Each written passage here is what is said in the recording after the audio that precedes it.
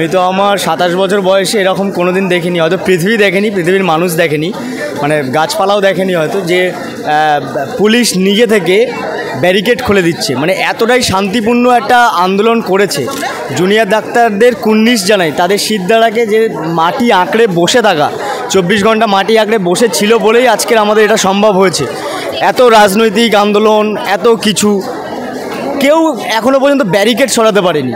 কিন্তু এই যে শান্তিপূর্ণ আন্দোলনটা দেখলো আজকের গোটা বিশ্ব দেখলো, টুকরো টুকরো ক্লিপে হয়তো গোটা বিশ্ব দেখবে আজকের, যে বাংলার জুনিয়র ডাক্তাররা করে দেখিয়েছে।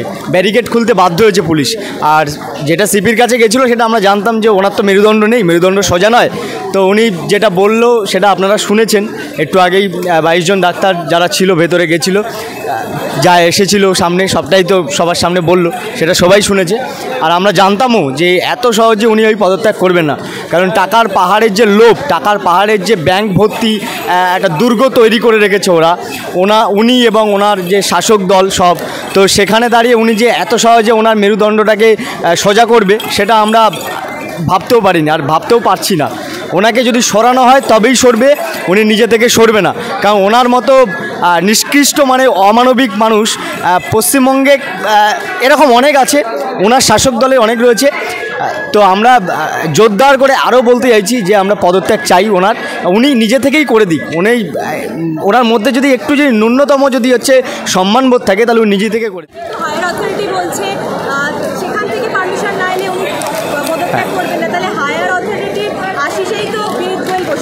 হায়ার অথরিটিতে সিংহাসনে বসে আছি আমি, মানে বিষয়টা হলো ঠাকুর ঘরে কে আমি কলা খাইনি। মানে আমি চুরি করেছি, আমার ভিড় ট্রেনের মধ্যে ঢুকে আমি পকেটমারি করলাম, এদিকে আমি চিল্লে বলছি যে আমি চোর চোর চোর বলে।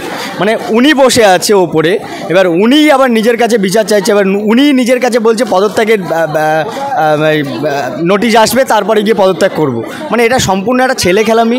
ওনারা কাঠের পুতুল, এই কাঠের পুতুলকে যারা নাচাচ্ছে ওই গোড়াকে ধরতে হবে আগে। এই কালপ্রিটগুলো তো ধরা পড়ছে, আস্তে আস্তে পড়ছে, সন্দীপ ঘোষ থেকে শুরু করে আস্তে আস্তে অনেক কিছুই আমাদের সামনে আসছে।